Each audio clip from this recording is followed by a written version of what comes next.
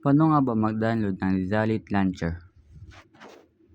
Una, pumunta kayo sa Google Chrome at mag-search kayo ng Xalit Launcher. Pinutin nyo itong GitHub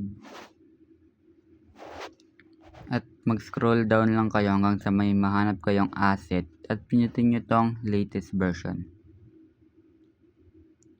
Hindi ko na siya i-download kasi meron na ako.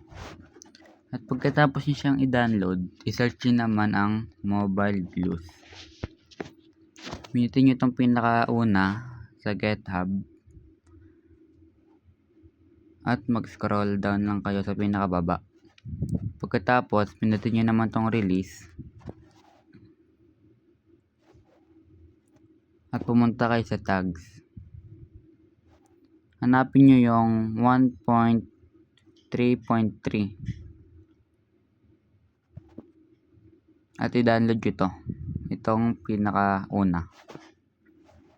Pagkatapos nyo siyang i-download, pinutin nyo itong Mobile Blues. I-enter nyo yung 256, nakadepende sa punyo yan, o kaya 156 or 145. Pagkatapos, pinutin nyo itong use angle as OpenGL, disable nyo yan. Ito naman, pinutin nyo rin to at pinutin nyo to.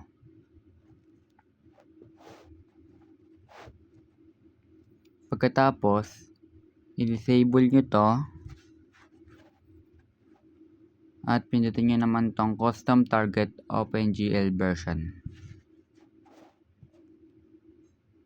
Piliin nyo itong OpenGL 4.3 at i-on nyo itong dalawa.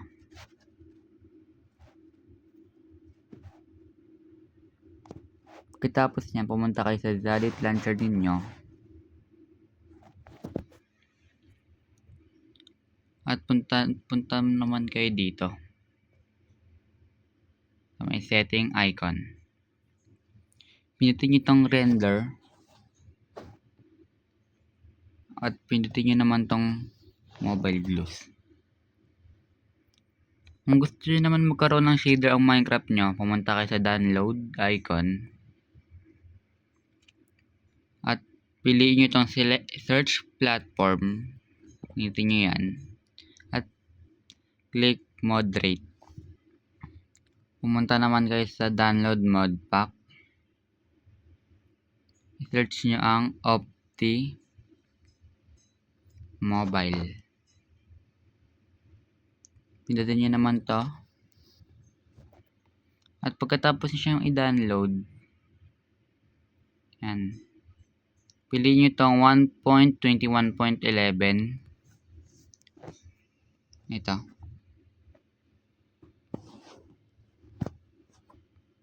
Pagkatapos nyo siyang i-download,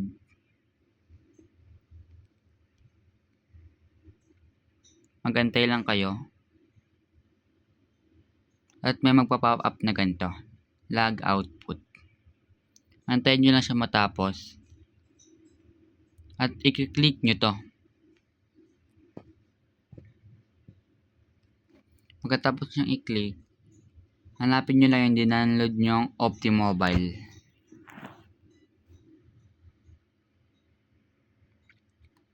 At pagkatapos yung pinindot ang Opti Mobile, pinutin nyo itong settings icon niya sa baba.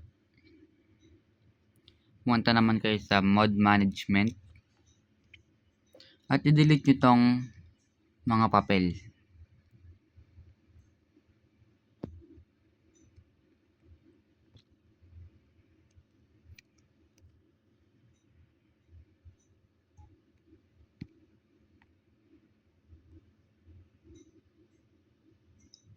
At okay na kayo makapaglaro.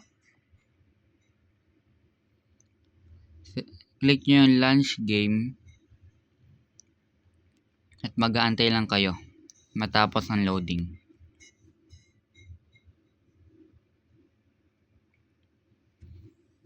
Hintayin nyo lang to.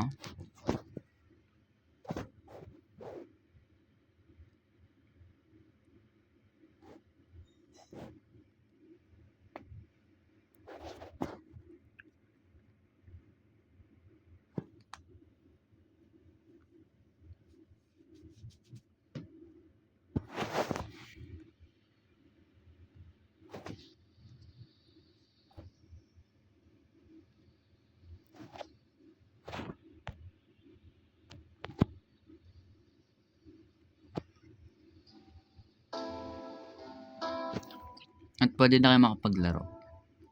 Para ma-open nyo naman yung shaders ninyo, pumunta kayo sa option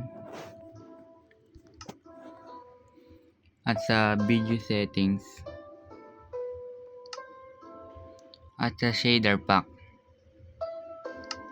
Pero need nyo muna mag-download ng shader doon sa download icon na dinaloadan natin ng Optifine.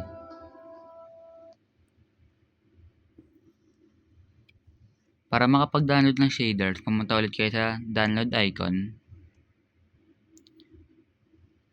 Search nyo yung platform na Moderate. Ito. Tapos, pumunta kayo sa Download Shaders Pack. Dito, pwede na kayo pumili ng mga shaders na gagamitin ninyo. At yun lang.